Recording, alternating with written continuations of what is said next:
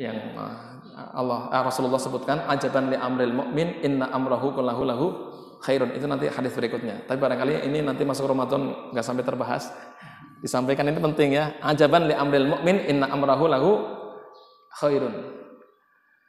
Sungguh menakjubkan urusan orang mukmin. Ya, karena segalanya ternyata baik bagi dirinya. Segala sesuatunya baik bagi dirinya dan tidak ada ini kecuali bagi orang mukmin saja. In asabathu sarra'u syakara fakana khairal lahu. Jika dia mendapatkan kesenangan kemudian dia bersyukur, maka itu baik bagi dirinya. Wa in asabathu dharra'u sabara fakana khairal lahu. Jika dia tertimpa musibah, berbagai macam kemudaratan, ya kan? Sabara, kemudian dia bersabar, fakanat khairal lahu. Dan itu ada baik bagi dia. Semuanya baik. Ya, mendapatkan kenikmatan, bersyukur, pahala.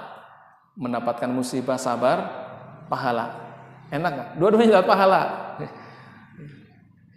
Jadi bagi orang-orang yang kok bekerja kemudian penghasilannya segitu-gitunya, ya sabar, kan begitu ya? Tetap syukur juga, syukur, sabar. Tapi kadang-kadang orang walaupun terkena musibah tapi tetap bersyukur kepada Allah Subhanahu wa taala. Dan Rasulullah mengajarkan itu kan. Ketika Rasulullah berdakwah, ya, ini yang namanya as-sabru 'ala ta'ah, sabar karena taat kepada Allah Subhanahu wa taala. Ketika berdakwah di Mekah banyak ditolak, bahkan disakiti, diganggu, ya, dibully, ya. Bahkan ya pokoknya secara fisik disakiti, diintimidasi. Kemudian ketika dakwah ke Taif malah diusir, dilemparin batu lagi. Rasulullah bersabar, ya kan? Ketika ada 2 malaikat menawarkan diri untuk menghancurkan Bani Thaqif di Taif, Rasulullah bilang, "Jangan," kan begitu. Jangan. Kenapa? Karena Rasulullah masih punya harapan ya supaya anak keturunan mereka itu nanti bisa ya masuk Islam. Kata Rasulullah, ya Allah, asalkan engkau tidak murka kepadaku, fala ubali. Aku tidak akan memperdulikan semuanya itu, asalkan engkau tidak murka. Ya. Jadi beliau diusir dan dilempari pakai batu oleh orang-orang Thaqif, Bani Thaqif. Itu sudah Rasulullah memaafkan dan tidak memperdulikan itu semuanya, asalkan Allah tidak karena murka kepadanya gitu kan. Nggak aku pedulikan, yang penting kau tidak murka ya Allah. Itu kesabarannya Rasulullah Shallallahu Alaihi Wasallam. Wallahu a'lam bishawab. Itu barangkali materi kita pada kesempatan pagi hari ini. Nggak perlu ada tanya jawaban ya. Insyaallah, fadhal. Assalamualaikum warahmatullahi wabarakatuh. Waalaikumsalam. Mohon maaf sebelumnya izin bertanya Pak, ini dalam forum kajian tema sabar pada pagi hari ini. Ya, sering kita jumpai di masyarakat atau mungkin di sinetron atau mungkin di mana ada ungkapan bahwa manusia mengatakan, wah saya selama ini sudah cukup bersabar dengan hidup bersama kamu, 5 tahun ini sudah cukup bersabar. Walaupun saya bukan malaikat, saya ini manusia, sabar saya ada batasnya gitu. Dia mengungkapkan kemahalannya dan sebagainya, menurut itu intinya dia kecewa atau akhirnya meluapkan semua emosinya. Dan yang saya ingin tanyakan di sini adalah apakah betul sabar manusia itu ada batasnya atau gimana itu? Soalnya kita manusia pasti kalau diuji kayak apapun menghadapi ini juga kadang sebabnya juga lepas juga gitu. Sebenarnya gimana ini? Ya. Ya tadi dalam Al-Quran jelas ya bahwa Allah merintahkan kita dengan isbiru wasabiru, bersabarlah dan lebih kuatkan kesabaran. Sabar dan terus kuatkan kesabaran terus kan sampai datangnya pertolongan Allah Subhanahu wa taala atau sampai kita dipanggil oleh Allah Subhanahu wa taala. Walaupun sabar itu memang tentunya masing-masing orang berbeda tingkat ya kekuatan sabar orang ya. Itu beda-beda. Tapi sabar itu ya harus continue. Isbiru wasabiru. Sabar terus kuatkan kesabaran. Ketika nggak mau sabar, ya sabar lagi. Ketika sabarnya ada batasnya, akhirnya harus bersabar lagi, gitu kan. Alangkah lebih baiknya, ya nggak perlu kita mengungkapkan seperti tadi. Sudah hilang kesabaran saya. Itu namanya nggak sabar, jelasan ya. Sabar ada batasan, itu argumentasinya. Ya memang sabar juga masing-masing kekuatannya beda-beda. Tapi bagi kita sabar itu harus continue terus fokus gitu. Jadi seperti itu ya. Jadi ketika sakit, kadang-kadang kan orang hilang kesabaran. Ya, kemudian kalau sudah nggak sabar, akhirnya apa?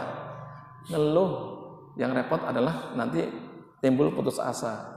Betul nggak? Wah, sembuh-sembuh saya penyakitnya, ya Allah, kenapa? Gitu kan.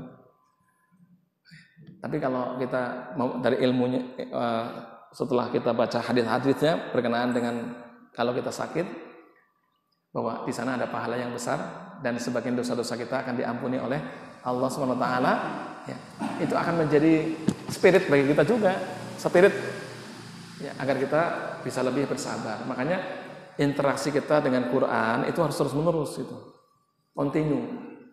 Jangan hanya tilawahnya saja, tetapi pikiran kita juga harus interaksi dengan Quran. Jangan hanya mulut kita interaksi, hati kita harus interaksi dengan Quran. Akal kita juga harus interaksi dengan Al-Quran dengan cara memahami ayat demi ayatnya. Harus ada waktu khusus akal kita bisa berinteraksi dengan Al-Quran. Kan jangan-jangan sudah mencukupkan diri dengan tilawah doang, ya kan? Kalau hanya tilawah, ya sudah bagus juga sih, dapat pahala juga. Tetapi berbeda kalau kita memahami ayat demi ayat, surat demi surat, itu cas ruhiyahnya akan lebih kuat lagi. Cas ruhiyahnya akan lebih kuat dibandingkan kalau kita tilawah doang. Tapi kalau tilawah rajin dan paham isinya, kuat cas ruhiyahnya. Itulah yang membuat hati bergetar, gitu kan. Itu yang buat tadi kita jadi punya kekuatan sabar, gitu. Insyaallah itu. Jadi makanya continue, interaksi kita dengan Quran itu continue. Makanya kita ya harus punya Quran inilah, terjemahan atau tafsir di rumah untuk kita baca rutin, gitu kan. Misalnya ini kaitannya dengan saya punya kesulitan nih. Yang dibaca surat apa? Tadi Al-Insyirah, Alam Nasrah itu kan. Fa inna ma'al usri yusra, inna ma'al usri yusra. Baca tafsir kan? Begitu baca, oh, lega. Betul enggak? Begitu. Saya juga begitu kok. Kalau saya lagi punya apa, saya baca. Lagi kurang bersemangat, saya baca. Baik Quran, hadis maupun sirah Nabi ya. Dan hayatus sahabah, kehidupan para sahabat. Kenapa? Di sana ada cas ruhiyah yang luar biasa, yang kita tadinya lemes, kemudian semangat lagi gitu. Dengan kita tadi interaksi kita dengan Quran, jangan hanya interaksi tilawatan saja, tapi fahman, memahami dan mengamalkan. Kalau kita mengamalkan Quran, nanti akan terasa, oh ya benar. Kalau kita banyak istighfar, kan istighfar perintah Al-Quran, ternyata Allah kasih kemudahan-kemudahan gitu. Ada jalan, ada solusi ternyata. Jadi jalan itu nggak gelap, terang. Betul nggak? Jalan itu nggak gelap, terang. Gelapnya jalan karena kita tidak mau mengambil cahaya Al-Quran. Sehingga ketika kita meniti kehidupan, gelap, terasa gelap, menghadapi masalah terasa gelap, menghadapi hutang terasa gelap gulita, akhirnya bunuh diri, kan begitu ya? Padahal cahaya matahari juga ada. Ternyata cahaya matahari belum cukup ya. Ketika menghadapi hutang yang menumpuk misalnya, cahaya Al-Quran penting ya, cahaya hidayah Allah itu penting sekali untuk supaya terang. Ya, kadang-kadang mata dohirnya awas, tapi mata batinnya buta, betul nggak? Mata dohirnya awas, mata batinnya buta. Kepengennya bagaimana? Pengennya mata dohir awas, mata batinnya juga awas. Wallah alam bisawab itu, jadi sabar itu memang harus kita lakukan secara kontinu. Dan memang kita butuh pertolongan Allah. Ihdinas siratal mustaqim, siratal ladzina an'amta 'alaihim ghairil maghdubi 'alaihim waladdallin. Makanya kita menyatakan kepada Allah, iyyaka na'budu wa iyyaka nasta'in. Minta tolong kepada Allah. Karena sabar itu juga pemberian Allah juga. Sabar itu kan pemberian Allah. Karunia Allah Subhanahu wa taala. Wallahu a'lam bishawab. Sudah melewati batas. Alhamdulillah. Ya, Bapak sudah masuk waktu isya, silakan bagi yang ngomongin sholat, hidangannya mungkin bisa setelah isya ya. Mudah-mudahan ilmu yang barusan Ustaz Abdullah berikan ini mengenai sabar sangat simpel, mudah diucapkan, tapi bagi saya yakin sekali bahwa di sini semuanya pasti sudah mengalami ujian yang luar biasa dan sudah pasti bisa mengalami lah gitu ya.